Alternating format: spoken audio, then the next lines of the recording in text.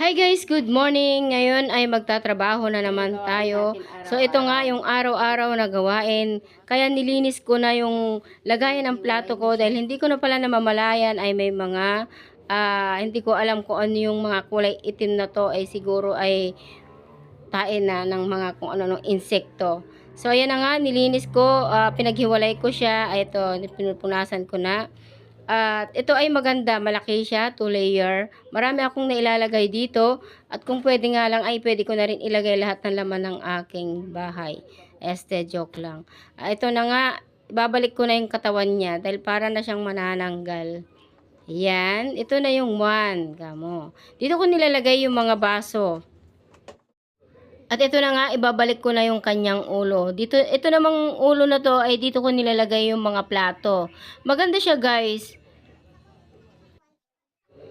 At dito ko naman ilalagay lahat ng aking mga mangkok.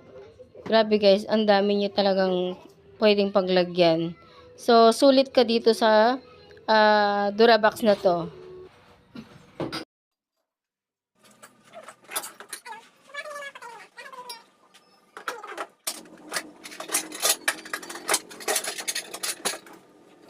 So, okay na, di ba?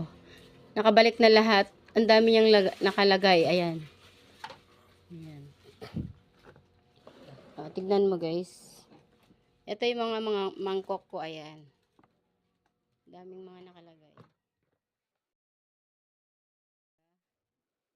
3 layer siya guys.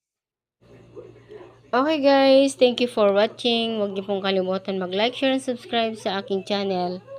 Thank you. So, ang ganda nito guys. Tingnan mo guys. Yan.